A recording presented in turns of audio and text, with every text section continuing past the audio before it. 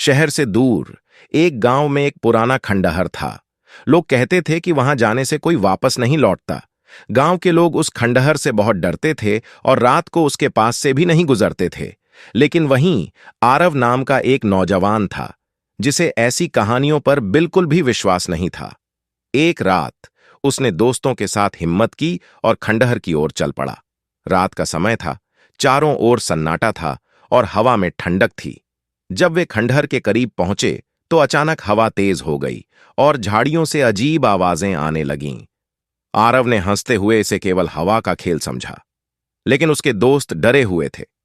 उन्होंने आरव से लौटने की विनती की, पर उसने उनकी बात अनसुनी कर दी और आगे बढ़ता गया। खंडहर में प्रवेश करते ही एक अजीब सा एहसास हुआ। जैसे ही वे अंदर पहुंचे, दरवाजा अपने आप जोर से बंद हो गया। सब चौंक गए और बाहर भागने की कोशिश की, लेकिन दरवाजा नहीं खुला।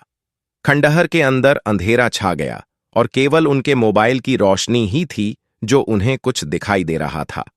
आरव ने अपने दोस्तों को दिलासा देने की कोशिश की और उन्हें खंडहर के दूसरे छोर की ओर चलने को कहा, शायद वहां से बाहर निकलने का रास्ता हो। वे सब धीरे धीरे आगे बढ़ने लगे। चलते चलते वे एक बड़े हॉल में पहुंचे, जहां दीवारों पर अजीब आकृतियां उकेरी हुई थीं। उन आकृतियों को देखकर ऐसा लगता था जैसे कोई उन्हें घूर रहा हो। अचानक हॉल के बीचों बीच रखी एक पुरानी घड़ी खुद ब खुद चलने लगी। घड़ी की टिक टिक आवाज से सबके दिल की धड़कन तेज हो गई। तभी घड़ी के पास से एक परछाई उभरने लगी। उस परछाई का आकार इंसान जैसा था, लेकिन उसका चेहरा धुंधला था। वह धीरे धीरे आरव की ओर बढ़ने लगी। आरव ने दोस्तों से कहा कि यह सब केवल भ्रम है, कुछ नहीं होगा।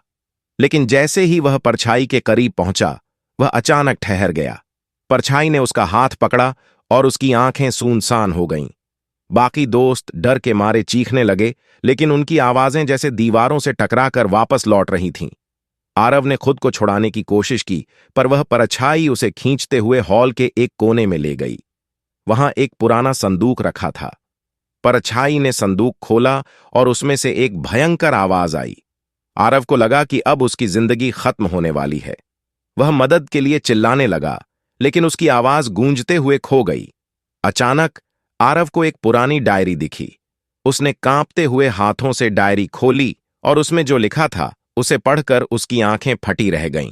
डायरी में लिखा था कि यह खंडहर एक पुराने तांत्रिक का घर था, जिसने यहां अपनी तंत्र विद्या के प्रयोग किए थे, और जो भी इस खंडहर में आता है उसकी आत्मा उस तांत्रिक के कब्जे में चली जाती है। जैसे ही उसने यह पढ़ा, उसे महसूस हुआ कि उसकी आत्मा जैसे उसके शरीर से निकल रही हो। उसके दोस्तों ने उसे खींचने की कोशिश की, लेकिन वह अब एक जिंदा लाश की तरह हो गया था। धीरे धीरे उसकी आंखें बंद हो गईं और वह जमीन पर गिर पड़ा। आरव के दोस्तों ने किसी तरह हिम्मत जुटाई और खंडहर से बाहर भागे, लेकिन वे जानते थे कि वे आरव को कभी वापस नहीं ला सकते।